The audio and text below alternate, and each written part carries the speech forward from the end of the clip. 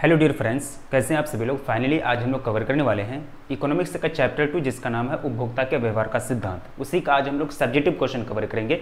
इससे पहले हम लोगों ने इस चैप्टर का थ्योरी एक्सप्लेनेशन प्लस ऑब्जेक्टिव को कवर किया है, ठीक है। अगर आप इसका थ्योरी एक्सप्लेनेशन नहीं देखे हैं तो प्लीज़ पहले थ्योरी एक्सप्लेनेशन को देखिएगा, उसके बाद इसका सब्जेक्टिव क्वेश्चन को देखेंगे, ठीक है। चैप्टर 1 हम लोगों ने अच्छा तरह से पढ़ा था, परिचय यानी जो आपका व्यष्टि अर्थशास्त्र का चैप्टर 1 है। उसके बाद चैप्टर 2 पढ़ा था हम लोगों ने उपभोक्ता के व्यवहार का सिद्धांत। तो आज इसका सब्जेक्टिव क्वेश्चन कवर करके फिर हम लोग नेक्स्ट चैप्टर की ओर इसी तरह से आगे बढ़ेंगे, ठीक है। तो आपको मेरी बातों को ध्यान से सुननी है, कॉपी कलम लेकर के बैठिएगा और हो सके तो सब्जेक्टिव क्वेश्चन आंसर का भी नोट बनाइएगा। लेकिन नोट जो है, जो थ्योरी एक्सप्लेनेशन है, उसका नोट बनाना हर हाल में जरूरी है, उसको याद करना बहुत ही जरूरी है, ठीक है। अब सब्जेक्टिव क्वेश्चन का अगर नोट नहीं बनाएंगे तो चलेगा। अगर आप नोट का नोट बनाए हैं, यानी थ्योरी का अगर नोट बनाए हैं, कॉन्सेप्ट का जो नोट बनाए हैं तो वो फिर चलेगा। अगर इसको वो बनाए हैं तो इसको नहीं बनाएंगे तो चलेगा। अगर दोनों नहीं बनाए हैं तो सबसे पहले आप नोट बनाइए, ठीक है, उसको याद कीजिए, तब आपसे सभी क्वेश्चन सॉल्व होगा। नहीं तो फिर बोर्ड एग्जाम में कोई भी क्वेश्चन सॉल्व नहीं होगा, ना ही सब्जेक्टिव क्वेश्चन सॉल्व होगा, ना ही आपका ऑब्जेक्टिव क्वेश्चन सॉल्व होगा, ठीक है। तो लास्ट तक बने रहनी है, मेरी बातों को ध्यान से सुननी है और सभी चीज को ध्यान से समझने का प्रयास करना है, ठीक है। तो चलिए स्टार्ट करते हैं। चैप्टर 2 का नाम है उपभोक्ता के व्यवहार का सिद्धांत, व्यष्टि अर्थशास्त्र का चैप्टर 2। तो इसमें हम लोग सब्जेक्टिव क्वेश्चन कवर करेंगे। देखिए सब्जेक्टिव क्वेश्चन आपके दो प्रकार के आते हैं ना बोर्ड एग्जाम में। कितना प्रकार के? दो प्रकार के, शॉर्ट एंड लॉन्ग, यानी शॉर्ट एंड लॉन्ग यानी लघु और दीर्घ, ठीक है। दोनों प्रकार के क्वेश्चन यहाँ आपका इंक्लूड है, ठीक है। चलिए फर्स्ट क्वेश्चन आपके स्क्रीन पर हम रखे हैं। बोर्ड एग्जाम में पूछा जाता है बार बार कि उपभोक्ता के बजट सेट से आप क्या समझते हैं। बजट सेट से आप क्या समझते हैं, बताइए बजट सेट क्या होता है। उपभोक्ता का बजट सेट जो होता है वो क्या होता है। देखिए बजट सेट की बात की जाए, जहां सेट की बात की जाए तो वहां हमेशा दो वस्तु की बात की जाती है, ठीक है। यानी दो वस्तुओं को खरीदने के लिए जो बजट होता है वही क्या कहलाता है, बजट कहलाता है। मैंने आपको पीपीसी पढ़ाया था, बजट पढ़ाया था, बजट सेट पढ़ाया था, उसके बाद बंडल के बारे में भी पढ़ाए हैं। जो थ्योरी कवर किए उनको याद होगा, ठीक है। तो बजट सेट जो होता है, बंडल को खरीदने के लिए जो बजट होती है उसी को क्या बोलते हैं, बजट सेट बोलते हैं, ठीक है। तो देखिए क्या कह रहा है, तो वस्तुओं के उन सभी बंडलों का समुच्चय जिन्हें उपभोक्ता प्रचलित बाजार कीमत पर अपनी आय से खरीद सकता है, अर्थात उपभोक्ता के लिए उपलब्ध वस्तुओं के बंडलों के समुच्चय को बजट सेट या बजट समुच्चय कहते हैं, ठीक है। यानी बजट यानी बजट सेट या बजट समुच्चय जो होता है जिसको उपभोक्ता अपनी आय के माध्यम से खरीद सकता है, जिसको उपभोक्ता अपनी आय के माध्यम से अपनी आय से उनको परचेज कर सकता है, तो वो क्या कहलाएगा, बजट सेट कहलाएगा, ठीक है। तथा उपलब्ध बंडलों का दोनों सेट दोनों वस्तुओं की कीमत और उपभोक्ता की आय पर निर्भर करता है। यानी बजट सेट में कितना वस्तु होती है, टोटल दो प्रकार की वस्तु की बात की जाती है। जहां भी आए बजट सेट आए या फिर आपका पीपीसी आए या फिर आपका जो है बजट, जो आपका एक तरह से दो वस्तु के बीच में जो आपके अंधिमान वक्र आए, जहां दो वस्तु की बात की जाती है, जहां ग्राफ दिया जाता है, यानी एक्स और वाई का ग्राफ हम लोग सॉल्व करते हैं, तो वहां हमेशा दो वस्तु की बात की जाएगी, ठीक है। हमेशा वहां दो वस्तु की बात की जाएगी, ठीक है। ये अगर क्वेश्चन आएगा उपभोक्ता के बजट सेट से आप क्या समझते हैं, तो वैसा सेट यानी वस्तुओं का वैसा समुच्चय, वस्तुओं का वैसा सेट जिसको उपभोक्ता अपनी आय पर खरीद सकता है, अपनी आय पर परचेज कर सकता है, वो क्या कहलाता है, बजट सेट कहलाता है, ठीक है। तो ये क्वेश्चन आएगा तो आप लोगों से बोर्ड एग्जाम में नहीं छूटनी चाहिए, ठीक है। ये क्वेश्चन आएगा बोर्ड एग्जाम में तो आपसे नहीं छूटनी चाहिए। अगला है आपका क्वेश्चन कि बजट रेखा क्या है भाई, बजट रेखा। अब देखिए बजट रेखा जो है, बजट रेखा यानी बजट रेखा का समीकरण। अब देखिए बजट रेखा क्या है, ये एनसीईआरटी का क्वेश्चन बोर्ड एग्जाम में पूछा जाता है। तो वह रेखा जिस पर वस्तुओं के वे सभी समुच्चय होते हैं जिनकी लागत उपभोक्ता की आय के समान होती है, बजट रेखा कहलाता है। बजट रेखा का समीकरण ये हर हाल में आपको याद रखना, ठीक है। बजट रेखा का समीकरण देखिए, मैंने आपको बताया कि बजट रेखा जो है वैसी मतलब दो वस्तुओं का मिलन दर्शाता है। ये रेखा एक ऐसी रेखा है, ये रेखा एक ऐसी रेखा है जो मिलाती है दो वस्तु को। कौन दो वस्तु को, यानी जो समुच्चय में है और वो उपभोक्ता खरीद सकता है, ठीक है, उसको क्या बोलते हैं, बजट रेखा बोलते हैं। तो बजट रेखा आपके बारे में आपके एग्जाम में पूछा जाता है। सबसे महत्वपूर्ण इंपॉर्टेंट है यहां जो है आपका बजट रेखा समीकरण, यानी जो आपका बजट रेखा समीकरण है, बजटरी लाइन इक्वेशन जो है, इसको याद रखना। P1x1 P2x2 is equal to m। देखिए यहां जो m जो दर्शाएगा यहां इनकम को, यानी उपभोक्ता की कितनी आय है, उपभोक्ता की कितनी आय है उसको दर्शाएगा। P2 का मतलब दूसरा वस्तु का कीमत, X2 का मतलब दूसरा वस्तु की संख्या यानी मात्रा, और P1 का मतलब पहली वस्तु की कीमत, और X1 का मतलब होता है पहली वस्तु की मात्रा यानी संख्या, ठीक है। ये दोनों को इससे क्या निकल जाएगा, वस्तु की संख्या को वस्तु की कीमत से गुणा करेंगे तो यहां भी कीमत निकल जाएगा, पैसा निकल जाएगा। दूसरा वस्तु का कीमत P2 और उसकी मात्रा X2 से गुणा करेंगे तो कितना निकल जाएगा, यहां आपका क्या निकल जाएगा, एक तरह से यहाँ P2 x की मात्रा निकल जाएगा, तो यहाँ कितना, एक तरह से मान चलिए यहाँ भी जो भी हो, मान चलिए 80 निकल गया, टोटल कितना आ जाएगा 100 आ जाएगा। तो ये क्या हो जाएगा, ये जो m है ये किसको दर्शाता है, उपभोक्ता की आय को दर्शाता है। ठीक है, उपभोक्ता की आय को दर्शाता है। जैसे कि एग्जाम्पल के तौर पर लिए बच्चे, यहाँ पर देखिए एक एग्जाम्पल के तौर पर हम लेते हैं कि अगर P1 का मान x1 है, P1 का मान 2 है और P1 का मान 2 है, x1 का मान कितना है, x1 का मान जो है आपका 10 है। ठीक है, x1 का मान 10 है, मतलब पहला वस्तु का कीमत, एक वस्तु का कीमत 2 रुपया है और खरीदा कितना वस्तु को, 10 वस्तु को। फिर दूसरा वस्तु का कीमत जो है, यानी बजट सेट हमेशा 2 वस्तु की बात करता है ना, मैंने तो आपको पहले बता दिया कि बजट सेट की बात की जाए, अंधिमान वक्र की बात की जाए, पीपीसी की बात की जाए, तो हमेशा 2 वस्तु का बात किया जाएगा, हमेशा 2 वस्तु का बात किया जाएगा। ठीक है, तो P2 मान लिए कि P2 जो है आपका दूसरा वस्तु का कीमत है, P2 दूसरा वस्तु का कीमत है, ये कितना है, ये आपका है एक तरह से 4 रुपया, कितना 4 रुपया। ठीक है, और इसको जो खरीदा गया x2 की मात्रा कितनी है, x2 की मात्रा जो है आपका 20 है, कितना 20 है। अब देखिए आप इसको m मांगेगा आपसे, आपको पूछेगा कि m बराबर क्या होगा, अब कहेगा कि m बराबर क्या होगा, तो यहाँ m दर्शा देंगे, क्योंकि जानते हैं कि m बराबर यानी बजट रेखा समीकरण से m बराबर P1 x1 यानी पहली वस्तु की कीमत गुना पहली वस्तु की मात्रा प्लस दूसरी वस्तु की कीमत P2 गुना दूसरी वस्तु की मात्रा x2 है ना। अब दिखाई P2 की मात्रा, P1 का मात्रा कितना है, 2 है। ठीक है, P1 का मात्रा कितना है, 2 है, x1 का मात्रा 10 है, प्लस कर देंगे P2 का P2 का कीमत यानी दूसरा कीमत कितना है, 4 रुपया है, मात्रा कितना है x2 20 है, कितना वस्तु को खरीदा, 20 वस्तु को, 2 गुना 10 20 हो जाएगा, इससे 4 गुना 20 80, 4 गुना 20 80 हो जाएगा, बराबर कितना, बराबर 100। तो यही क्या कहलाएगा, ये m बराबर कितना निकल गया, ये m बराबर 100 निकल गया, जो उपभोक्ता का इनकम है, जो उपभोक्ता का क्या है, इनकम है। ठीक है, चलिए यहां दर्शाया गया P1 पहली वस्तु की मात्रा, P2 दूसरी वस्तु की मात्रा, x1 पहली वस्तु की कीमत, पहली वस्तु की मात्रा और दूसरी वस्तु की मात्रा x2। ठीक है, P से P प्राइस और X से आपका यूनिट दर्शाया गया। देखिए आपका N जो है उपभोक्ता की आय यानी इनकम ऑफ कस्टमर। ठीक है, ये समझ गए, P1 x1 plus P2 x2 is equal to M, P1 x1 plus P2 h2 is equal to M। ठीक है, इसको याद रखना है, भूलना नहीं है, बोर्ड एग्जाम में पूछे जाएंगे डियर। ठीक है, बोर्ड एग्जाम में जो है पूछे जाएंगे आपके। ठीक है, अब चलिए आपका 3rd नंबर क्वेश्चन आपकी स्क्रीन पर है, बजट रेखा की प्रवणता नीचे की ओर क्यों होती है। बजट रेखा की प्रवणता, इसका जो स्लोप होता है वो नीचे की ओर होता है, बताइए नीचे की ओर इसकी प्रवणता क्यों होगी, आपको पूछा गया बोर्ड एग्जाम में।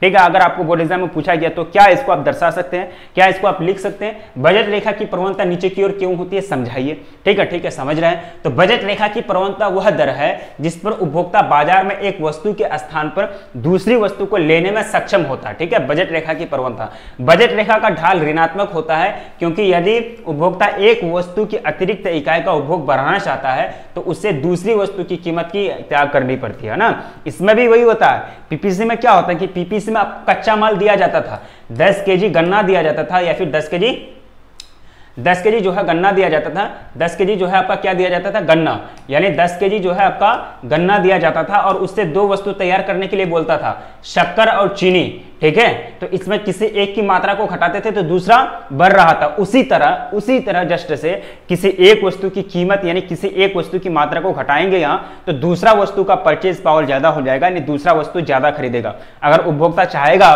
कि अगर हम x1 की मात्रा कम करेंगे, दूसरा वस्तु x वस्तु की मात्रा ज्यादा लेंगे, यानी दूसरा वस्तु को ज्यादा खरीदना चाहेंगे, तो वो पहली वस्तु की कीमत को, उसको पहली वस्तु की जो मात्रा है उसको x1 को घटाना पड़ेगा, क्योंकि उसके पास पैसा m जो है वो इनकम जो है उसके पास फिक्स है, इनकम क्या है उसके पास फिक्स है। ठीक है, अब चलिए देख लेते हैं अगला हमको क्या कह रहा है। अगला कह रहा है कि अतिरिक्त उपभोग बढ़ाना चाहता है तो उसे दूसरी वस्तु की इकाई यानी दूसरी वस्तु की कुछ इकाई का त्याग करना पड़ता है, और उसमें भी त्याग करना पड़ता था पीपीसी में। ठीक है, बाजार रेखा के ढाल का माप जो होता है P1/P2 यानी ढाल का माप कैसे निकालेंगे, P1/P2। ठीक है, ढाल का माप जो निकाला जाएगा P1/P2, ये आप ये रखेंगे, ये भी याद रखेंगे। ढाल की स्लोप यानी माप की अगर मात्रा की जाए P1/P2, जहां P1 और P2 जो है उपभोक्ता द्वारा क्रय की जाने वाली वस्तुओं की कीमतें हैं, यानी P1 जो है पहली वस्तु की कीमत और P2 दूसरी वस्तु की कीमत, दोनों का रेशियो निकालेंगे तो बजट रेखा का ढाल जो है उसका माप निकल जाएगा, बजट रेखा की ढाल की क्या निकल जाएगा, माप निकल जाएगा, है ना। अब चलिए अगला क्वेश्चन आपके स्क्रीन पर है, सिंपल सा चीज है, मैं आपको समझा दिया हूं सॉरी मैं आपको पूरा तरह से समझा दिया हूं जो आपके थ्योरी एक्सप्लेनेशन है। बजट रेखा क्या होती है, पीपीसी क्या होती है, अंदिमान वक्र क्या होता है, इसमें बच्चे कंफ्यूज करते हैं, इसलिए हम बार बार समझाएं। एक चीज को बार बार हम रिपीट किए, हमको बोला भी जा रहा था कुछ बच्चे की तरफ से कि सर आप रिपीट करते हैं, लेकिन वहां समझ में नहीं आने के कारण एक चीज को हम 2 बार रिपीट किए कम से कम। ठीक है, अब चलिए अगला क्वेश्चन आपके स्क्रीन पर है। क्वेश्चन नंबर 4 आपके स्क्रीन पर क्या पूछा गया है कि एक उपभोक्ता 2 वस्तुओं का उपयोग या फिर उपभोग, देखिए उपयोग को ही ना उपभोग कहा जाता है, यानी अर्थव्यवस्था के क्षेत्र में उपयोग को ही ना उपभोग कहा जाता है। उपयोग का मतलब होता है किसी वस्तु का प्रयोग करना, और वही चीज को क्या कहता है, उपभोग, यानी उपभोग अर्थव्यवस्था के क्षेत्र में उपभोग। ठीक है, उपयोग करना मतलब उपभोग करना। ठीक है, उपभोग करने के लिए इच्छुक हैं, दोनों वस्तुओं की कीमत क्रमशः 4 रुपया तथा 5 रुपया है। उपभोक्ता की आय 20 रुपया है। कितना है? 20 रुपया है। तो निम्न प्रश्नों को उत्तर की पुष्टि कीजिए। ठीक है, निम्न प्रश्नों की उत्तर की पुष्टि कीजिए। क्या पूछा गया है कि आपको बजट रेखा के समीकरण को लिखिए। ठीक है, बजट रेखा के समीकरण को लिखिए। सबसे पहले क्या कहा गया है, एक उपभोक्ता 2 वस्तुओं का उपभोग करने के लिए इच्छुक है। ठीक है, मतलब X1 भी वो खरीदना चाहता है, लेकिन कितना खरीदा है नहीं पता। X2 भी वो खरीदना चाहता है, कितना खरीदा है नहीं पता। मतलब 2 वस्तुओं का, मतलब X1 X2 को खरीदने के लिए इच्छुक है। ठीक है, खरीदेगा भाई आगे चल के। दोनों वस्तुओं की कीमत क्रमशः 4 रुपया और 5 रुपया है। ठीक है, मतलब P1 का जो कीमत दिया गया है, P1 का कीमत 4 रुपया दिया गया है, और P2 का कीमत जो है कितना है, 5 रुपया दिया गया। ठीक है, 5 रुपया दिया गया, 5 रुपया आपको दिया गया है। ठीक है, और उपभोक्ता की आय 20 रुपया है, मतलब M का मान कितना है, 20 रुपया है। समझ गए, M का मान कितना है, 20 रुपया है। तो आपसे क्या निकालने के लिए कहा गया, X1 और X2 की मात्रा ना। ठीक है, निकाल लेते हैं। हम लोग जानते हैं बजट रेखा समीकरण का P1 X1 plus P2 X2 बराबर M। मैथ जो सॉल्व किए होंगे, थोड़ा सा भी अगर मैथ पढ़े होंगे इंटर में, मैट्रिक में 10th क्लास में, तो उनसे तो सॉल्व हो जाएगा। ठीक है, P1 कितना है, P1 X1 plus P2 X2 is equal to M। ठीक है, P1 के जगह P1 रख देंगे। P1 का मान कितना है, 4 रुपया। X1 नहीं पता। P2 कितना, P2 जो है 5 रुपया। P2 कितना है, 5 रुपया। X2 नहीं पता है। ठीक है, बराबर कितना है, 20 रुपया। ठीक है, अब देखिए यहां क्या निकल जाएगा, यहां एक तरह से निकल जाएगा X1, यहां देखिए X1 यानी 4X1 plus 5X2 is equal to कितना निकल जाएगा, 20 निकल जाएगा। ठीक है, ये आपका आंसर हो जाएगा, ये आपका क्या हो जाएगा, आंसर हो जाएगा। ठीक है, ये आप नहीं निकाल सकते हैं, यह X1 का मात्रा आपको निकालना पड़ेगा। जब तक आपको X1 का मात्रा नहीं पता हो तब तक आप X2 की मात्रा आप नहीं निकाल सकते। ठीक है, तो यहां जो दर्शाएगा P1 पहली वस्तु की कीमत, P2 दूसरी वस्तु की कीमत, X1 पहली वस्तु की कीमत, X2 जो है दूसरी वस्तु की कीमत। ठीक है, आगे देखते हैं हम लोग। आगे हम लोगों को क्या कह रहा, M जो है इनकम दर्शाता है। यहाँ क्या हो गया, N जो है इनकम यानी आय को दर्शाता है। अब चलिए अगला आपका क्वेश्चन है आपके स्क्रीन पर। क्या पूछा गया, आपको क्या पूछा गया था, यदि उपभोक्ता, अब देखिए ये क्वेश्चन था डियर, ये क्या था, क्वेश्चन था। यहां अगर पूछने के लिए बोला जाता कि आप निकालना है, तो क्या निकाला था हम लोगों ने, P1 X1 यानी 4X1 plus 5X2 is equal to कितना, 20 निकाला था। ठीक है, ये आपका बजट रेखा समीकरण दर्शाता, ए नंबर क्वेश्चन था। बजट रेखा समीकरण को लिखिए। P1 हम लोगों का कितना है, 4 है, और P2 हम लोगों का 5 है। ठीक है, P2 हम लोगों का 5 है। दूसरा क्वेश्चन बी में क्या पूछा गया था, बी में ये पूछा गया था, ये क्वेश्चन एक ही है लेकिन इसमें 2 क्वेश्चन पूछा गया, मतलब आपको दे दिया गया है P1 X1 और M की मात्रा, और उसमें ए बी करके 2 क्वेश्चन पूछा है। तो उपभोक्ता यदि अपनी संपूर्ण आय पहली वस्तु यानी चौथी वस्तु वाले पर खरीद व्यय कर दे, तो वह उसकी कितनी मात्रा का उपभोग कर सकता है, बताइए। P1 का मात्रा जो है आपका, P1 का कीमत जो है 4 रुपया है, और बोल रहा है कि पूरा वस्तु यानी पूरा कीमत जो है उसका M जो है, M कितना, 20 रुपया है। पूरा वस्तु उसी पर खर्च कर देगा। पूरा इनकम यानी पहली वस्तु पर 4 रुपए की कीमत है, पूरा व्यय कर देगा। संपूर्ण आय यानी संपूर्ण आय पहली वस्तु पर खर्च कर देगा, तो संपूर्ण आय मतलब पूरा पैसा से वही खरीदेगा, मतलब X1 ही खरीदेगा, X2 को छोड़ देगा वो, तो वह उसकी कितनी मात्रा का उपभोग करेगा। ठीक है, तो X1 की मात्रा का कितना उपभोग करेगा भाई, जब आपको बोला कि यहाँ जो 20 रुपया है और 20 रुपया से सिर्फ X1 वस्तु को ही खरीदना है, और एक X1 वस्तु का कीमत P1 बराबर 4 रुपया है, तो X1 बराबर या कितना हो जाएगा, X1 यानी वस्तु की मात्रा बराबर टोटल कीमत, टोटल रुपया बटा करेंगे, और एक कीमत का, एक का कीमत कितना है X1 का, 4 रुपया। 4 5 20, यानी टोटल यूनिट कितना हो जाएगा, x1 की मात्रा 5 हो जाएगा। ठीक है, x1 की मात्रा कितना हो जाएगा, 5 हो जाएगा। सिंपल क्वेश्चन पूछा गया था, कोई टफ क्वेश्चन नहीं आएगा बोर्ड एग्जाम में, यही सब क्वेश्चन आएगा, आप लोगों को धैर्यता बना के रखनी है। ठीक है, अब चलिए फिर सी में दिया गया है, फिर सी में क्या पूछा गया, देखिए क्वेश्चन सेम है। क्वेश्चन एक है P1 x1 की मात्रा दे दिया है, m का मात्रा 20 दे दिया है, लेकिन a और b दो क्वेश्चन पूछा है, फिर तीसरा क्वेश्चन पूछ रहा है। क्या पूछ रहा है, यदि वह अपनी संपूर्ण आय वस्तु 2 यानी x2 पर खर्च कर देगा, x2 पर अगर खर्च कर देगा तो वह उसकी कितनी मात्रा का उपभोग कर सकता है।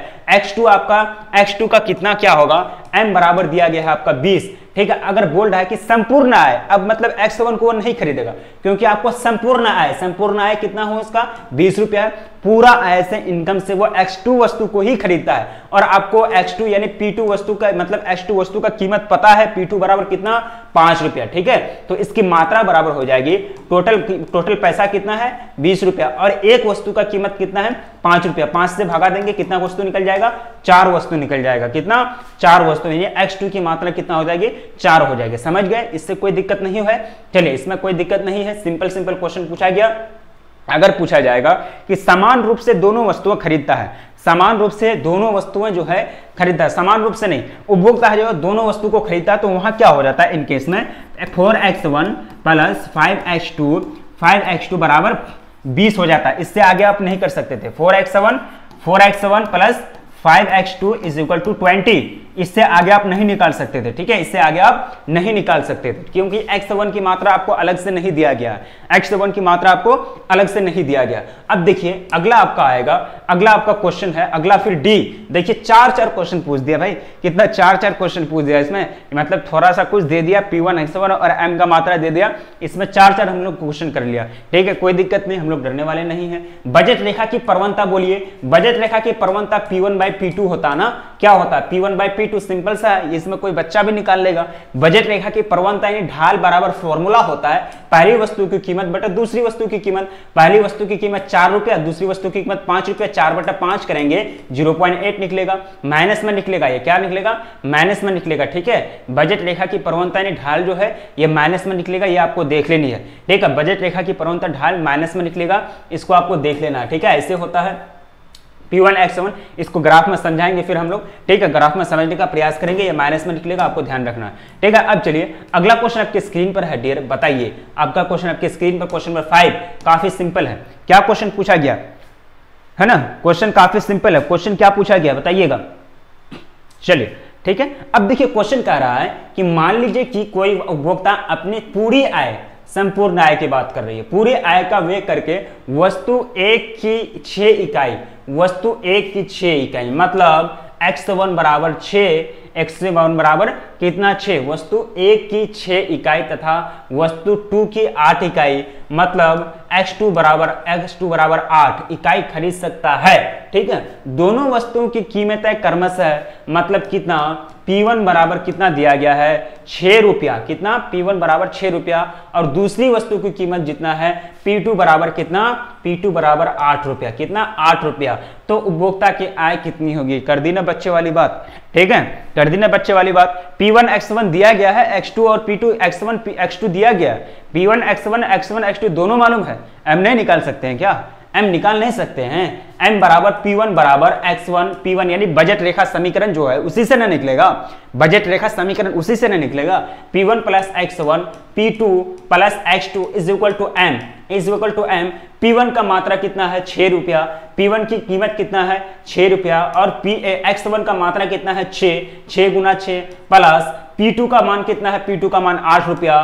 ठीक है, यानी P2 का मान 8 रुपया, x2 की मात्रा कितना है 8 रुपया बराबर m। ठीक है, 6 का 36 कितना हो जाएगा, 6 का 36, 8 8 64 बराबर कितना हो जाएगा m, तो 100 बराबर कितना हो जाएगा m, 100 बराबर m, यानी m जो है m बराबर उपभोक्ता की आय, इसलिए m बराबर 100। तो इनकम ऑफ कंज्यूमर यानी उपभोक्ता की आय कितना रुपया निकल गया, 100 रुपया निकल गया। कितना रुपया निकल गया, 100 रुपया निकल गया। ठीक है, अब देखना नहीं है, इसमें आप लोग स्क्रीनशॉट लीजिएगा, आपको देखिएगा। ठीक है, 100 रुपया निकल गया। अब चलिए अगला है, बजट रेखा समीकरण से ही निकलेगा ना, P1 x1 plus P2 x2 is equal to m। ठीक है, अब देखिए अगला क्वेश्चन आपकी स्क्रीन पर दिया गया है। क्या क्वेश्चन पूछा गया देखिएगा, बंडल, बंडल का मतलब क्या होता है, दो वस्तु उसमें रहेगा ना, बंडल में कितना वस्तु रहेगा, 2 वस्तु। पीपीसी में कितना वस्तु की बात की जाती है, 2 वस्तु। अंधिमान में कितना वस्तु, 2 वस्तु, 2 वस्तु। तीसरा वस्तु मत घुसाना, तो फिर सारा कॉन्सेप्ट गड़बड़ा हो जाएगा, सारा कॉन्सेप्ट गड़बड़ा जाएगा, ठीक है। तीसरा वस्तु की कभी बात नहीं की गई इसमें। तो यहां देखिए क्वेश्चन नंबर 6 करा है, मान लीजिए उपभोक्ता 2 ऐसी वस्तुओं का उपभोग करना चाहता है जो केवल पूर्णांक संख्याओं में, पूर्णांक इकाई में उपलब्ध है। पूर्णांक, जीरो नहीं है, जीरो नहीं है, उसमें जीरो नहीं ले सकते हम, ठीक है। पूर्णांक यानी संपूर्ण संख्या, ठीक है। 1 2 3 4 5 6 7 8 ये सब क्या पूर्णांक है ना, पूर्णांक है, ठीक है। दोनों वस्तुओं की कीमत जो है, दोनों वस्तुओं की कीमत जो है कितना है, x है, ठीक है। दोनों वस्तुओं की कीमत 10 रुपया है, मतलब P1 is equal to 10 and P2 is equal to 10, मतलब दोनों वस्तु की कितना है 10 रुपया के बराबर ही है। तथा उपभोक्ता की आय 40 रुपया है, उपभोक्ता की आय जो है 40 रुपया है, उपभोक्ता की आय m बराबर 40 रुपया है। और आपको कह दिया है x1 0 दशमलव समथिंग नहीं होगा, x1 की भी मात्रा कभी दशमलव में नहीं होगा, वो पूर्णांक में होगा। मतलब क्या कहा गया है, पूर्णांक में होगा, यानी पूर्णांक मतलब संपूर्ण संख्या में होगा, वो चीज आपको पूछा गया, ठीक है। ये भी पूर्णांक में होगा, यह क्या पूर्णांक में होगा, इसको आप जीरो नहीं ले सकते हैं। x2 भी आपका पूर्णांक में होगा, इसको आप दशमलव में नहीं ले सकते हैं, दोनों को आप दशमलव में नहीं ले सकते हैं, ठीक है। तो देखिए वे सभी बंडल देखिए जो उपभोक्ता के लिए उपलब्ध है, उपभोक्ता के लिए उपलब्ध है, ठीक है। मान चलिए देख लेते हैं, उपभोक्ता के लिए उपलब्ध है। पहला बंडल देखें, उपभोक्ता को निम्नलिखित बंडल उपलब्ध होंगे 0 0, ठीक है।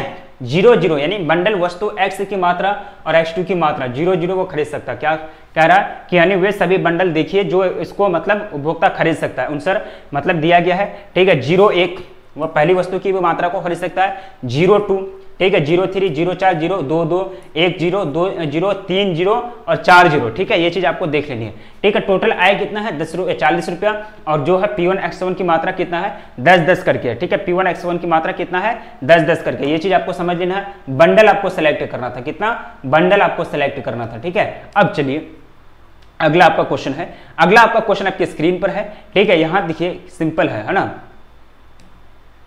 बंडल देखिए, बंडल कितना दिया गया है, पहला जो है P1 की मात्रा आपका 10 रुपया, P2 की मात्रा आपको 10 रुपया है, ठीक है। और टोटल इनकम कितना है, टोटल इनकम 40 रुपया है। अब देखिए बंडल इसमें कौन सा खरीदेगा, पहला वस्तु की मात्रा, ये जो है ना ये पहला वस्तु है और ये दूसरा वस्तु है, ये पहला वस्तु ये दूसरा वस्तु, पहला वस्तु दूसरा वस्तु का दाम दिया गया है, ठीक है। पहला बंडल देखते हैं x0 0, ये बंडल का नाम है ना, 0 0 0 0 देखते हैं। तो इसमें x वस्तु की मात्रा कितना है 0 है, तो 0 गुना 0 करेंगे बराबर 0 निकलेगा, कितना 0 0 गुना 0 बराबर 0, मतलब इसमें क्या है 0 है, ठीक है। अगर इसमें करते हैं दूसरा वाला बंडल में, तो इसमें 0 रुपया, इसमें 10 रुपया, मतलब 0 रुपया, मतलब x वस्तु की मात्रा कितना है 0 है, वस्तु है ही नहीं, 0 है तो उसमें खर्चा थोड़ा ना होगा, नहीं होगा ना।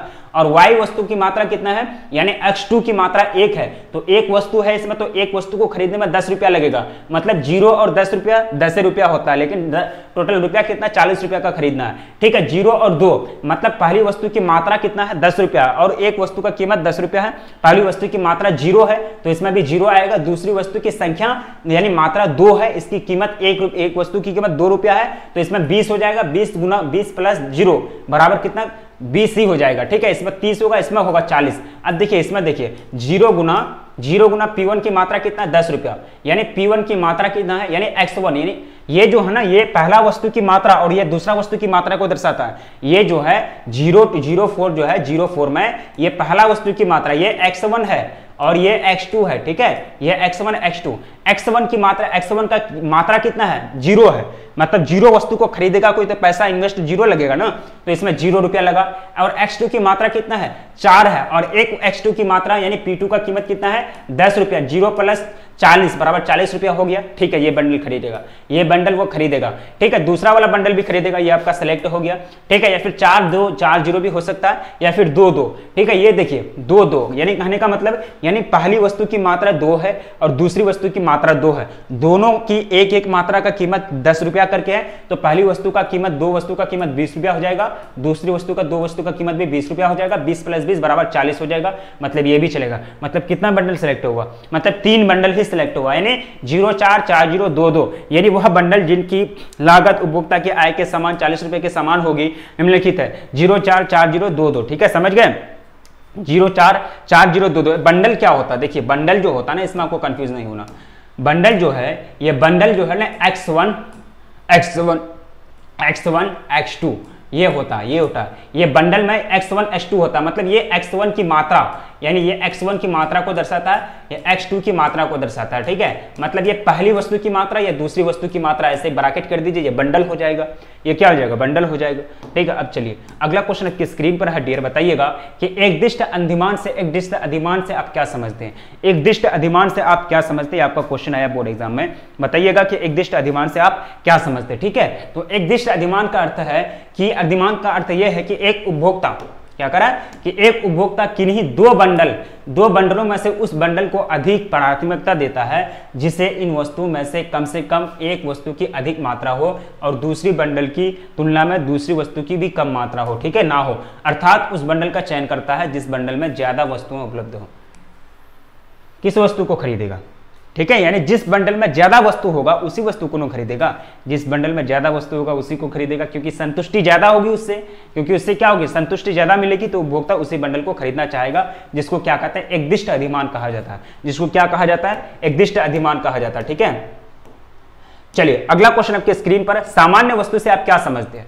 सामान्य वस्तु से आप क्या समझते हैं, वह वस्तु सामान्य वस्तु कहलाती है जिनकी मांग उपभोक्ता की आय बढ़ने पर बढ़ जाती है। वह वस्तु सामान्य वस्तु कहलाती है जिसकी मांग उपभोक्ता की इनकम बढ़ने से बढ़ जाती है, उपभोक्ता की इनकम घटने से घट जाती है। वो वस्तु क्या कहलाएगी, सामान्य वस्तु कहलाएगी, ठीक है। अगर बोले निम्न स्तरीय वस्तु वैसी वस्तु है जिसकी मांग उपभोक्ता की आय बढ़ने से घट जाती है और उपभोक्ता की आय घटने से बढ़ जाती है, उसको बोलते हैं निम्न स्तरीय वस्तु, यानी इंफीरियर गुड्स। वही पूछा जाए सामान्य वस्तु, जनरल गुड्स, वैसे सामान जिसकी उपभोक्ता की आय बढ़ने से बढ़ जाती है और उपभोक्ता की आय घटने से घट जाती है, उसको सामान्य वस्तु कहते हैं, ठीक है। ये समझ में आ गया। अब देखिए दूसरा क्वेश्चन आपको क्या पूछा गया, निम्न स्तरीय वस्तु वैसी वस्तु है जिसकी मांग उपभोक्ता की आय से बढ़ने से घट जाती है और उपभोक्ता की आय बढ़ने से घट जाती है और उपभोक्ता की आय घटने से बढ़ जाती है, ठीक है। यानी उल्टा होता है, इसमें क्या होता है, उल्टा होता है। इनकम ज्यादा होगा। निम्न स्तरीय का मतलब क्या होता है, समझिए ना, वर्ड से समझिए। निम्न स्तर का मतलब होता है घटिया चीज जिसमें क्वालिटी नहीं होता है, यानी निम्न का मतलब निम्न क्वालिटी का, अच्छा क्वालिटी का नहीं, निम्न स्तरीय वस्तु, ठीक है। तो अब सोचिए, आप जिस उपभोक्ता का इनकम जब बढ़ेगा, जब उसके पास पैसा ज्यादा होगा, तो वह घटिया चीज को खरीदेगा कि अच्छा चीज को खरीदेगा ना। हाँ, जब पैसा नहीं होगा, इनकम बढ़ जाएगा, इनकम घट जाएगा, तो उसको खरीदना पड़ेगा मजबूरी में, क्योंकि पैसा उसके पास कम है, तो उसको निम्न स्तरीय वस्तु नहीं, इंफीरियर गुड्स खरीदना पड़ेगा। इसलिए कहा जाता है कि जब उपभोक्ता की आय जब बढ़ जाती है तो वो वस्तु की जो मात्रा है, निम्न स्तरीय वस्तु की मात्रा घट जाती है, वो नहीं खरीदता है। क्यों खरीदेगा बार बार भाई, जब पैसा है हाथ में तो निम्न क्वालिटी का वस्तु को क्यों खरीदेगा, ठीक है। ये हो गया। अब फिर निम्न स्तरीय वस्तु की मांग बढ़ जाती है कब, जब उपभोक्ता के पास पैसा कम हो जाता है, मजबूरी में खरीदना पड़ता है, उसी को क्या कहते हैं, निम्न स्तरीय वस्तु कहते हैं, इंफीरियर गुड्स कहते हैं, ठीक है। जैसे कि एग्जांपल के तौर पर मोटा अनाज दिया गया है, ज्वार, पाम ऑयल, ठीक है। पाम ऑयल कोई खाता है क्या, पाम ऑयल बताइए, ये मतलब मजबूरी में खरीदना पड़ता है। ज्वार यानी अनाज के रूप में ज्वार खाएगा, चावल नहीं खरीद पाएगा, तभी ज्वार खरीदेगा ना, तो ये क्या है, मजबूरी है एक तरह से। अब चलिए, अब देखिए अगला क्वेश्चन आपके स्क्रीन पर आया, स्थानापन्न वस्तु की परिभाषित कीजिए। स्थान का मतलब क्या होता है, जगह। स्थान का मतलब क्या होगा, जगह, यानी वैसी वस्तु जिसको एक दूसरे के जगह प्रयोग कर सकते हैं, वैसी वस्तु जिसको एक दूसरे के जगह में प्रयोग कर सकते हैं, उसको क्या बोलते हैं, स्थानापन्न वस्तु बोलते हैं। जैसे कि चाय को कॉफी के जगह हम लोग पी सकते हैं, कॉफी को चाय के जगह हम लोग पी सकते हैं, दोनों क्या स्थानापन्न वस्तु है। चीनी घर में नहीं है तो शक्कर से काम चला सकते हैं, शक्कर नहीं है घर में तो चीनी से काम चला सकते हैं, मतलब एक दूसरे के स्थान पर हम लोग प्रयोग कर सकते हैं, ठीक है। तो वो दोनों क्या कहलाएगा, स्थानापन्न वस्तु कहलाएगा, ठीक है। एग्जाम्पल दिया गया चाय और कॉफी, ठीक है। यहाँ देखिए, यहाँ क्या होता है, स्थानापन्न वस्तु ऐसी दो वस्तुएं जिनको एक के स्थान पर दूसरे, एक के बदले दूसरे के स्थान पर प्रयोग किया जा सकता है, स्थानापन्न वस्तु कहलाता है। अब देखिए, अब यहां आपको एक बात पूछा जाएगा कि स्थानापन्न जो वस्तु होता है ना, किसी एक वस्तु का अगर कीमत अगर बढ़ेगा ना, दूसरा वस्तु का मांग बढ़ जाता है। इसमें क्या होता है कि किसी एक वस्तु का कीमत बढ़ेगा तो दूसरा वस्तु का मांग कैसे बढ़ जाएगा। अगर चाय का कीमत बढ़ेगा ना, चाय का कीमत अगर चाय पत्ती जो होता है, चाय पत्ती घर में आप लोग चाय बनाते हैं, चाय पत्ती का कीमत अगर 300 रुपया प्रति किलो है, ठीक है। अगर उसका कीमत बढ़ा करके 500 रुपया कर दिया तो चाय वहां नहीं खरीदेगा, लोग कहेगा कि 500 रुपया है नहीं, चलो कॉफी खरीद लेते हैं। तो उल्टा हो गया ना, चाय कॉफी जो है चाय का स्थानापन्न है, चाय का कीमत बढ़ गया तो कॉफी का मांग बढ़ गया, ठीक है। चाय का कीमत बढ़ गया तो कॉफी का मांग बढ़ गया। मतलब इसमें क्या होता है कि किसी एक वस्तु का मांग बढ़ जाती है जब दूसरी वस्तु की कीमत बढ़ जाती है, ठीक है, यानी किसी एक वस्तु का कीमत बढ़ने से दूसरी वस्तु की मांग बढ़ जाती है। कीमत जिसका बढ़ा तो उसको तो खरीदेगा नहीं कोई, उसका मांग घट जाएगा, तो उसका मांग घट जाएगा, उसको खरीदने के लिए लाचार हो जाएंगे लोग, उसको पैसा नहीं है तो फिर दूसरा वस्तु को खरीदेगा। चलो भाई ठीक है, शक्कर का कीमत तुम बढ़ा के रखो, हम चीनी लेने जा रहे हैं, ठीक है, चीनी से हम अपना काम चलाएंगे। तो क्या हुआ कि चीनी का मांग बढ़ गया उस टाइम, ठीक है। तो चीनी क्या है, शक्कर का स्थानापन्न वस्तु है, तो इसलिए कहा जाता है कि स्थानापन्न वस्तु में किसी एक वस्तु की मांग बढ़ने से दूसरी वस्तु की मांग क्या होती है, घट जाती है, या फिर किसी एक वस्तु का कीमत बढ़ने से दूसरी वस्तु की मांग जो है वो बढ़ जाती है। समझ गए, यानी एक वस्तु का कीमत बढ़ने से दूसरी वस्तु की मांग बढ़ जाती है। ये भी तो उल्टा भी तो बोल सकता है ना, उल्टा भी बोल सकता है ना कि किसी एक वस्तु का मांग बढ़ने से दूसरी वस्तु का कीमत बढ़ जाती है ना। कीमत यानी पहली वस्तु, किसी एक वस्तु का अगर मांग बढ़ रहा तो समझ जाना कि उसके जो स्थानापन्न वस्तु है उसका कीमत बढ़ गया होगा, तभी ना इसका मांग बढ़ गया, ठीक है। ये हो गया आपका स्थानापन्न वस्तु। चाय और कॉफी ये क्या स्थानापन्न वस्तु है, समझ गए। अब चलिए अगला क्वेश्चन आपका आएगा पूरक वस्तु। पूरक वस्तु बोर्ड एग्जाम में पूछा जाएगा। पूरक वस्तु किसको बोलते हैं, वैसी वस्तु जिसको एक दूसरे के बिना अधूरा है, जिसका साथ साथ में प्रयोग होता है, जिसका एक साथ में प्रयोग होता है उसको बोलते हैं पूरक वस्तु। जिसका एक साथ में प्रयोग होता है उसको पूरक वस्तु। कार और पेट्रोल ये दोनों क्या है, पूरक वस्तु है। कार और पेट्रोल क्या है, पूरक वस्तु। जब कार चल रहा होता है तो उसी समय जस्ट पेट्रोल का भी प्रयोग हो रहा होता है। ईंधन, इधर ईंधन जल रहा है, इधर आपका कार दौड़ रहा है, ठीक है, यानी पेट्रोल जल रही है ईंधन से और ऊर्जा मिल रही है, तो उससे उधर आपका कार रनिंग कर रहा है, ठीक है। तो दोनों एक साथ आप प्रयोग कर रहे हैं ना, दोनों एक दूसरे के बिना अधूरा है, दोनों एक दूसरे के बिना क्या है, अधूरा है, उसको क्या बोलते हैं, पूरक वस्तु बोलते हैं। उसको क्या बोलेंगे, पूरक वस्तु बोलेंगे, ठीक है। अब चलिए देख लेते हैं क्या कह रहा है कि एक पूरक वस्तु एक दूसरे की कीमत, यानी पूरक वस्तु एक की कीमत बढ़ने से दूसरी वस्तु की मांग घट जाती है। इसमें फिर उल्टा होता भाई, स्थानापन्न में वस्तु क्या होता था कि किसी एक वस्तु का कीमत बढ़ने से दूसरा वस्तु की मांग बढ़ जाता था, लेकिन इसमें ऐसा नहीं होता, इसमें उल्टा हो जाता है। अब देखिए कार और पेट्रोल क्या है, दोनों पूरक वस्तु है, मतलब दोनों एक दूसरे के बिना अधूरा है। लेकिन अगर जैसे कार की कीमत बढ़ेगी ना, जब कार की कीमत बढ़ेगी तो पेट्रोल का कीमत घट जाएगा, या फिर जब पेट्रोल की कीमत बढ़ेगी तो कार का जो कीमत है वो एक तरह से, पेट्रोल की कीमत अगर बढ़ेगी तो कार का जो मांग है वो घट जाएगा। मतलब इसमें उल्टा होता है, इसमें क्या होता है, उल्टा होता है। ये चीज आपको याद रखनी है, ठीक है। यानी मस्त अगर पूरक वस्तु की बात की जाए, पूरक वस्तु की बात की जाए, जिन वस्तु का एक साथ साथ प्रयोग होता है, साथ साथ प्रयोग होता है, उन्हें पूरक वस्तु कहते हैं। मोटरसाइकिल और पेट्रोल, ठीक है। पूरक वस्तु, एक वस्तु की कीमत बढ़ने पर दूसरी वस्तु की मांग घट जाती है, ठीक है, दूसरी वस्तु की मांग घट जाती है। चलिए अगला क्वेश्चन आपके स्क्रीन पर, मांग की कीमत लोच को समझिए, यानी मांग में परिवर्तन बटे कीमत में परिवर्तन। मांग की कीमत मांगी गई मात्रा में प्रतिशत परिवर्तन बटे कीमत में प्रतिशत परिवर्तन। बेटा इसमें कुछ नहीं करना, यानी जो आपका मांग जो है ना, यानी लोच जो है, इलास्टिसिटी, सिर्फ कुछ नहीं करना है। मांग में कितना प्रतिशत परिवर्तन आया, मांग में जितना प्रतिशत परिवर्तन आया भागा दे देंगे कीमत में जितना प्रतिशत परिवर्तन होता है, ठीक है। मांग में प्रतिशत परिवर्तन ऊपर, कीमत में प्रतिशत परिवर्तन नीचे, दोनों का रेशियो निकाल देंगे तो वो क्या निकल जाएगा, मांग की लोच निकल जाएगा, ठीक है। क्या कर रहा है कि मांग की लोच यानी मांग की कीमत लोच, यानी कीमत में परिवर्तन के परिणाम स्वरूप मांगी गई मात्रा में प्रतिशत परिवर्तन तथा कीमत में प्रतिशत परिवर्तन के अनुपात को,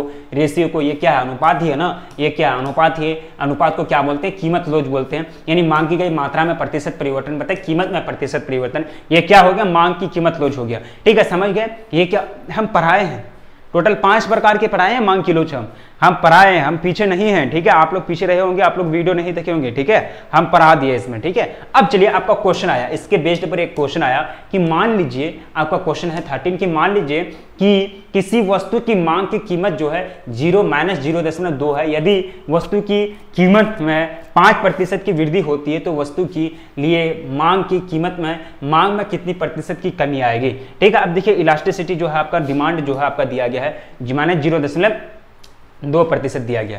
कीमत में प्रतिशत परिवर्तन ये है 5 है, ठीक है। और मांग में प्रतिशत परिवर्तन कितना होगा ये आपको पूछा गया, ठीक है। हम लोग जानते हैं कि ईडी बराबर होता है मांग में प्रतिशत परिवर्तन, मांग में प्रतिशत परिवर्तन। डेल का मतलब क्या होता है, परिवर्तन। डेल भूल गए क्या, नहीं भूले है ना। डेल का मतलब क्या होता है, परिवर्तन।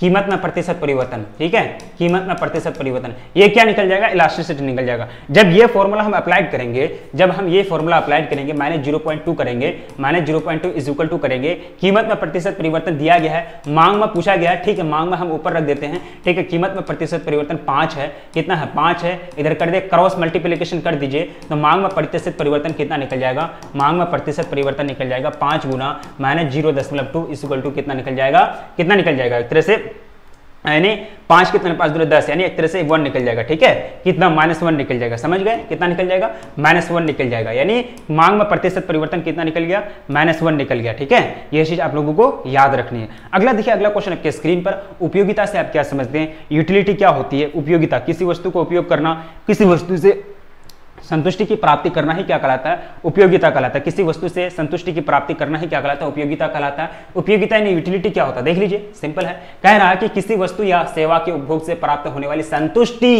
की मात्रा को ही उपयोगिता कहते हैं। उपयोगिता को यूटिलिटी में मापा जाता है, या फिर मांग की इच्छा को शांत करने की ही क्या कहलाता है, उपयोगिता कहलाता है। उपयोगिता को यूटिलिटी में मापा जाता है। उपयोगिता के मापने की दो विधि, पहला है आपका क्रमवाचक विश्लेषण, दूसरा है आपका गणनावाचक विश्लेषण। गणनावाचक विश्लेषण में उपयोगिता को यूटिलिटी से दिया जाता है, क्रमवाचक विश्लेषण में उपयोगिता को रैंक दिया जाता है। ठीक है, ये हम पढ़ाए हैं, आप लोग भूल गए होंगे, तो इसमें आपकी गलती मेरी गलती नहीं है। ठीक है, अब चलिए अगला आपका क्वेश्चन है, सीमांत उपयोगिता को परिभाषित कीजिए। सीमांत उपयोगिता को परिभाषित कीजिए। सेब आ गया, ठीक है, सेब आ गया, सेब एग्जाम्पल के तौर पर, ठीक है, खाने के लिए नहीं दौड़ना।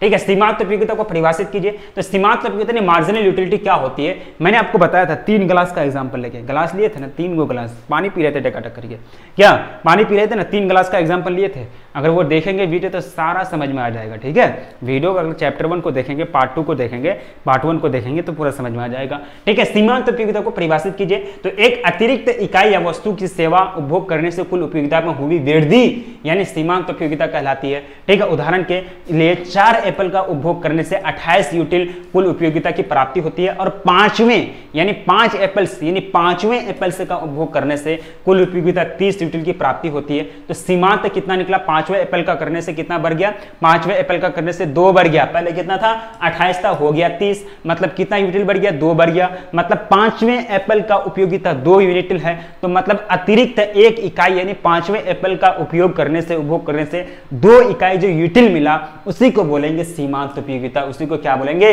सीमांत उपयोगिता, है ना, उसी को क्या बोला जाएगा, सीमांत उपयोगिता। सीमांत का मतलब होता है लास्ट यानी सीमा वाला, सीमांत का मतलब होता है लास्ट यानी सीमा वाला, इसलिए 5वें एप्पल्स नहीं होगा, यहां देखिए एस लगा दिया। 5वें एप्पल की सीमांत उपयोगिता बराबर 30 - 28 बराबर 2 यूटिल सीमांत उपयोगिता निकल गया। ठीक है, इस तरह से निकाल सकते हैं। चलिए अगला क्वेश्चन आपके स्क्रीन पर है कि कुल उपयोगिता को परिभाषित कीजिए। भाई 3 गिलास हम पानी पी रहे थे, 3 गिलास नहीं बना रहे, गिलास क्या नहीं बन रहा आज, देखिए 3 गिलास हम पानी पी रहे थे, 3 गिलास हम पानी पी रहे थे, ये दूसरा गिलास पानी था। ठीक है, ये तीसरा गिलास पानी था, तीसरा गिलास पानी था। ठीक है, ये तीसरा गिलास पानी था। चलो शरबत घुसा देते हैं, आप लोगों को गर्मी लगा है। ठीक है, इसमें शरबत कर देते हैं, नींबू डाल देते हैं, और भी कुछ डाल दें, और भी कुछ डाल दें, चलिए शरबत बना दिए। ठीक है, ग्लास 1 जो है, ग्लास 2, ग्लास 3, पहला ग्लास से आपको 20 यूटिल मिला, दूसरा ग्लास से 10 यूटिल मिला, तीसरा ग्लास से 5 यूटिल मिला, टोटल यूटिल कितना मिला, 20 + 10 + 25 बराबर 35। इसी को बोलते हैं टोटल उपयोगिता यानी कुल उपयोगिता। कितना बोलते हैं इसको, कुल उपयोगिता बोलते हैं। इसी को क्या बोलते हैं, कुल उपयोगिता बोलते हैं। ठीक है, कुल उपयोगिता टोटल यूटिलिटी यानी किसी निश्चित समय में वस्तु की कुल इकाई, टोटल इकाई, कुल इकाई, 1 इकाई, 2 इकाई, 3 इकाई, मतलब कुल 3 इकाई के उपभोग से प्राप्त होने वाली उपयोगिता को कुल उपयोगिता बोलते हैं। TUN = U1 + U2 + NN, इसी तरह से n तक जाएगा, जितना यूनिट का प्रयोग करेंगे उतना तक जाएगा, n का वही दर्शाता है, ये फॉर्मूला होता है, ये समझ गए, यानी कुल उपयोगिता का मान आप समझ गए। चलिए ठीक है, अब चलिए अगला आपका है समसीमांत उपयोगिता निम्न, समसीमांत उपयोगिता के नियम आपको पूछा गया। समसीमांत उपयोगिता का नियम क्या होगा, ये आपके बोर्ड एग्जाम में आएगा, तो आपको हटना नहीं है, पीछे नहीं हटना है, पीछे नहीं डरना है, पीछे नहीं जाना है। ठीक है, पीछे नहीं हटना, पीछे नहीं डरना, पीछे नहीं जाना है। क्या कह रहा है कि समसीमांत उपयोगिता का नियम, यानी समसीमांत उपयोगिता का नियम क्या कह रहा है कि समसीमांत उपयोगिता नियम का प्रतिपादन गोसेन ने किया था। गोसेन साहब आ गए, ये बार बार पूछा जाता है। ठीक है, जब ऑब्जेक्टिव क्वेश्चन हम करा रहे थे तो बच्चे इसमें ज्यादा कंफ्यूज हो रहे थे। ठीक है, तो समसीमांत उपयोगिता का नियम जो है ये किसने दिया, गोसेन ने दिया। और इस नियम में क्या कहा गया, और इसे गोसेन का दूसरा नियम भी कहते हैं, गोसेन का दूसरा नियम भी कहते हैं, और इसे गोसेन ने दिया था समसीमांत उपयोगिता का नियम। याद रखेंगे, इस चीज को कभी नहीं भूलना। समसीमांत उपयोगिता का नियम किसने दिया था, गोसेन ने दिया था। इसको क्या कहते हैं, गोसेन का दूसरा नियम भी कहते हैं। ये भी अगर भूल गए तो एक भी क्वेश्चन सॉल्व नहीं होगा बोर्ड एग्जाम में, याद रखना, इसको भी याद रखना। चलिए अब नियम क्या कहता है उसको देख लेते हैं। इस नियम के अनुसार उपभोक्ता अपनी सीमित आय से यानी लिमिटेड इनकम से अधिकतम उपयोगिता प्राप्त करना चाहता है। भाई सही है ना, हमारे पास 10 रुपया है लेकिन हम उपयोगिता ज्यादा प्राप्त करना चाहते हैं, ज्यादा वस्तु को खरीदना चाहते हैं, उपयोगिता ज्यादा प्राप्त करना चाहते हैं। मतलब क्या, मतलब मतलब उपयोगिता कब ज्यादा प्राप्त होगा, जब वस्तु ज्यादा खरीदेंगे, और वस्तु ज्यादा खरीदेंगे तो वही ना हो गया, कम पैसा में ज्यादा वस्तु खरीदना चाहता है इंसान। हमेशा क्या मार्केट भी जाते हैं तो कम पैसा में ज्यादा वस्तु खरीदना चाहता है, कम कीमत में ज्यादा वस्तु खरीदना चाहता है, वही चीज कह रहा है, ठीक है, चाहता है। इसके लिए वह अपनी आय इस प्रकार वस्तुओं तथा सेवाओं पर खर्च करता है कि उसे अधिकतम संतुष्टि प्राप्ति हो। इसी को बोलते हैं समसीमांत उपयोगिता नियम।